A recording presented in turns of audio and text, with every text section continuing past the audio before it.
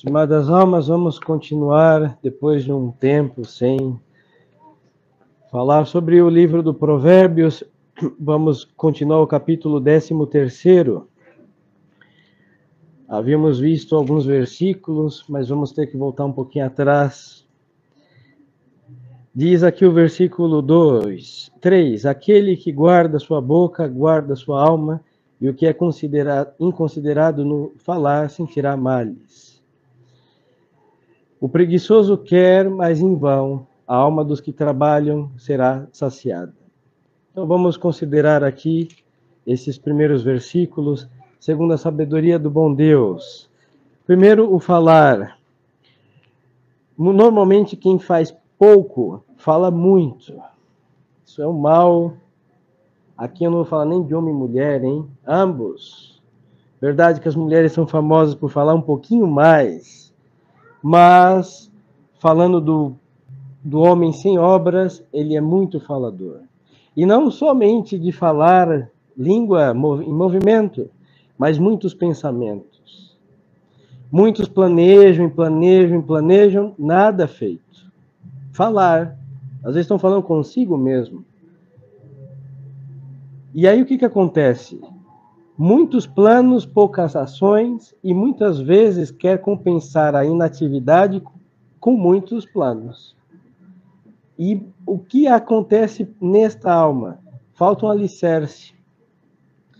Nós temos que sempre ter um alvo na nossa vida. É o que nós chamamos de ideal. Ninguém caminha sem rumo. Porque para quem não tem rumo, qualquer direção serve. Então é um pensamento aqui, outro acolá, é um plano aqui, outro acolá, porque não tem um rumo, não tem uma meta e vai a qualquer direção. E nesta situação confusa, o bom Deus não trabalha com a nossa alma. Porque Deus é um Deus de ordem. Então eu tenho que considerar as minhas capacidades limitadíssimas, um amanhã incerto, e aqueles que dependem de mim em todo aspecto. E o resto é com a providência do bom Deus. E a partir disso, ter um norte, um rumo. Se não andamos no rumo, não tem a assistência do bom Deus. Aí o que acontece? Vamos ficar em cogitações, inatividade, porque são muitos planos e poucas ações, e isso, em definitiva, é uma alma preguiçosa. Porque de tantos pensamentos, tantos planos e nada em ação, a alma em si mesma está agobiada, está cheia de pesar, está aflita e sem forças, muitas ideias. Então ela não vai conseguir mover a vontade para concretizar externamente pouco ou nada. Aí por isso o bom Deus vai dizer no versículo 4, o preguiçoso quer, mas quer em vão. Aí entramos num labirinto. Eu quero, mas não faço. E aí o que eu quero é em vão, porque eu não vou fazer. Isso serve, senhores, para as obras quaisquer que pensem os senhores, e também isso serve para a nossa vida espiritual. Muitos falam, eu quero ser santo. Muito lindo, muito belo. Mas a primeira cruz, não, pelo amor de Deus, santo sem cruz. Isso não existe. A primeira perseguiçãozinha, não, pelo amor de Deus. Jesus já foi perseguido, eu não quero isso para mim. Não existe santidade sem perseguição. A menor incompreensão, não, eu quero ser santo, mas que todos me compreendam, por favor. Mas, senhores, um São Tomás de Aquino, que tinha uma cabeça maior que essa cidade, imensa, pura sabedoria, foi perseguido pelas escolas daquele então, pelo bispo daquela época. E ensinou a verdade e depois triunfou, sendo doutor angélico chamado, mestre das escolas, o anjo, o mais sábio entre os santos, e o mais santo entre os sábios, assim o definiu um papa. Perseguido, incompreendido, o acusaram de barbáries, de trazer o paganismo para dentro da teologia católica. E sem Aristóteles vindo batizado e purificado por São Tomás de Aquino, nós não saberíamos explicar muita coisa da nossa fé. A estrutura inteligente que este homem lá da Grécia teve foi trazida, mas baixo perseguição, incompreensão, até que triunfou a verdade. Então, esta preguiça, ela se universaliza não só nos nossos atos, mas também nas questões da nossa alma. Nós queremos uma comunidade budista, de um vazio indeterminado, sem rumo e sem fim, e achar que isso só por um desejo espiritual, sem obras, enche a nossa alma de alguma coisa. E com Deus, nosso Senhor, isso não existe. E depois segue para os planos, para uma profissão, para um ideal humanamente considerado. Também essa juventude de hoje em dia, se perguntamos o que você quer ser, não sei. 18 anos, não sei. 20 anos, não sei. 30 anos, não sei. E às vezes querem ser muitas coisas e acabam não sendo absolutamente nada, porque a idade chega e as obras não se concretizam. Então o preguiçoso quer, mas quer em vão. Então, por isso, nós temos que ter aqui em tudo a mortificação das nossas ideias. Nós devemos pensar, sim, somos animais racionais, pensar. Nós devemos ter os nossos planos sempre, mesmo que Deus os mude. Mas algo temos que oferecer a Deus num rascunho. Senhor, é isso que eu proponho. Mas chegar lá com papéis lisos, limpos, sem nada traçar, Deus não vai escrever nada. Esse papel nos compete, ele vai corrigir. Isso sim. Mas temos que ter algo para oferecer a Deus. Senhor, eu aponto para este lugar, esta profissão, este ideal, esta virtude ou estas. Temos que ter um fim na nossa vida, uma meta. E nisso, sensatamente, equilibradamente, tem coisas que são para amanhã, tem coisas que é para o final do mês, tem coisas que é para daqui a 5, 10 anos, sabe Deus e nós também. E cada coisa no seu devido tempo, sem confusão e atropelamento de ideias, com ordem e decoro, como apraz a majestade de Deus. Aí, então, a nossa vontade vai ter ânimo de fazer, amanhã eu tenho que fazer isso. E o que faltar de ânimo, esperamos da assistência de Deus. Por isso, o bom Deus disse, nosso Senhor, a cada dia basta o seu afã. Justamente porque sendo bombardeado por ideias, por planos, somos por eles soterrados. Sempre será assim. Aí a Sagrada Escritura segue, a alma dos que trabalham, essa será saciada. Mas trabalhar com esta ordem, decoro, decência, prudência, e com esta grande expectativa de poder colher o que plantou, aí depende do bom Deus e temos que confiar, hein? Fiz o que deveria ser feito, o efeito tem que esperar da bondade do bom Deus que assiste aqueles que trabalham com muita confiança em sua providência. O justo detesta as palavras mentirosas, segue aqui dizendo a Sagrada Escritura, e o ímpio procura a vergonha e a desonra. Aí vamos à mesma causa. O preguiçoso, ou aquele que fala demais, o tagarela, por ele não poder fazer algo um pouquinho melhor, ele é uma alma medíocre.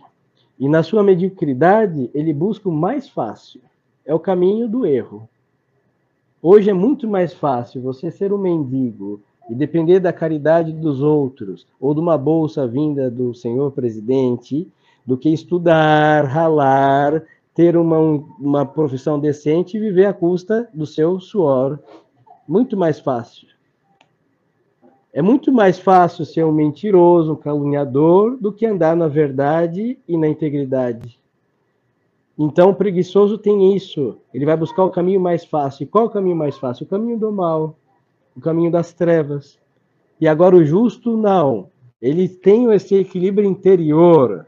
Ele tem essa sanidade e integridade no seu interior e no seu exterior, e ele não teme o que deve ser feito, por árduo que seja. Mesmo que custe aí alguns anos de sua vida, umas rugas dos seus rostos, uns fios de cabelo de sua cabeça, não importa. A sua integridade, medida à majestade de Deus, para agradar a Deus, é o que importa. Aí a consequência, a justiça guarda o caminho do íntegro e o pecado causa a ruína do pecador. E aí nós entendemos a história da humanidade e dos que aqui transitam debaixo do céu. O justo rala, às vezes sozinho, e parece que até Deus o deixa abandonado. Aparentemente. Por isso nós vemos nosso Senhor dizer: meu Deus, por que me abandonastes? Parece um abandono de Deus. E eu vou lhes explicar por que aparente, não é real abandono. Deus não abandona ninguém. Mas Deus é Pai. Nós esquecemos disso. Um pai, ele deixa o seu filho criar virilidade, encontrando a cruz e o perrengue, caindo e se levantando. Isso é um pai. Porque se Deus fosse uma mãe, não teria feito isso. Tinha posto uma legião de anjos para que não tropeçássemos, nos camuflado com um monte de serafins para que nada de mal acontecesse conosco. Mas Deus é Pai. Nos põe neste mundo, cruz, espinho, abrolho, deserto. Isso é catolicismo. Este é o Pai que nós dizemos: Pai nosso que estás nos céus. E Deus é Pai. Então ele deixa o justo ali. E aparentemente não está ali os mimos e carícias de Deus. Mas está, porque se podemos nos levantar, só pode ser pela mão de Deus, que está sempre estendida. Aí temos que ter uma visão sobrenatural. Naturalmente, não vemos nada da mão de Deus. Isso serve para a crise da igreja, hein? Amanhã não sabemos o que vai acontecer. Hein? Vemos gente maligna ser canonizada, vemos o mal passar como a melhor teologia católica, mas Deus estrala o seu dedo, tudo isso cai por terra. Mas não, amanhã não temos uma saída, aparentemente, mas temos esperança, porque tudo está abaixo do controle de Deus, inclusive a vida do justo, que lá no seu dia a dia está derramando o seu suor para pagar as suas dívidas, tem um nome limpo diante de Deus e dos homens. E este é assistido por Deus sempre, mesmo que pareça que não. A justiça guarda o caminho do íntegro, disse Deus, e o pecado causa a ruína do pecador. Isso nós não vemos, hein? Aí aqui vem um pouquinho, ou bastante, de inveja, no pior sentido. Nós vemos o mal prosperando, com todas as suas pilantragens, passa a perna num, estafa o outro, engana outro, vai crescendo, principalmente no sentido econômico. Ou politicamente falando, a história do nosso país atual. Ali, urnas, o diabo a 4, triunfo mal, aparente triunfo, e nós não sabemos que esquecemos disso. É para escrever no espelho: o pecado causa a ruína do pecador. Se nós não vermos, os nossos virão, essa gente vai pagar nesta vida toda a injustiça que faz e que fizer. Mesmo que se convertam. Mas não, nós vemos a prosperidade eficaz do mal, muito forte, muito rápida, e às vezes até questionamos: será se vale a pena mesmo esse caminho de cruz, de perseguição e até de aparente abandono de Deus, sendo que tentamos obrar com a justiça, conforme a justiça de Deus? Pois então, aí temos que olhar para trás, ou para o alto, que o diga os santos, e que diga os pecadores que os precederam, que conviveram com eles, cujo nome nem podemos mencionar, porque cai no abandono e no esquecimento total. Agora a glória dos santos transpassa os séculos e a prova que até os seus ossos que aqui estão servem para a glória de Deus. E o pecador, de que serve? Que vale um osso de um pecador? Nada. Resto humano ressecado de um sepulcro. E até o de um santo, um osso, um cabelo, a roupa que ele usou ou a cama que ele dormiu serve para a glória de Deus e o bem das almas. A justiça guarda o caminho dos íntegros. Segue o bom Deus dizendo: aqui entre pobreza e riqueza, há quem pareça rico não tendo nada, e há quem pareça pobre possuindo muitas riquezas. Aqui não é um lugar de lutas de classe, hein? A igreja nossa católica, apostólica romana nunca permitiu, porque isso é um absurdo. No céu temos ricos e pobres. Santos temos ricos e pobres no sentido econômico. Mas o que está dizendo a Sagrada Escritura? Há quem pareça rico não tendo nada. No sentido de bens temporais, nós temos o que nós desejamos. Então, tem pessoas muito mais avarentas, que têm desejo de riquezas desordenadas, mas na sua conta ou nos seus cofres não tem uma moeda. Este é um avaro. E tem pessoas que têm muitos bens econômicos, temporais, mas não têm neles fiado o seu coração, e este, diante de Deus, é pobre. Falávamos um domingo atrás de São Luís São Luís, rei da França, coberto de ouro e finas telas. Seu coração estava na sua coroa? Não, pobre. Agora vamos a um pobre alma que mesmo que prometa construir uma capela jogando na loteria, na Mega Sena, o seu coração está posto naqueles 6 números que até hoje não acertou. Avaro. E não é pobre diante de Deus. É isso que Deus está dizendo aqui. Então, senhores, concluindo, são versículos que têm muita sabedoria e não necessariamente encaixam com outros, são sentenças do Altíssimo, que podemos dizer, concluindo tudo, que aquele que muito pensa, não pensa nada, aquele que muito quer trabalhar sem ordem, não faz nada, é o preguiçoso, e às vezes aquele que muito deseja é o mais miserável, e aquele que tudo tem e descansa em Deus é o mais pobre, porém o mais rico.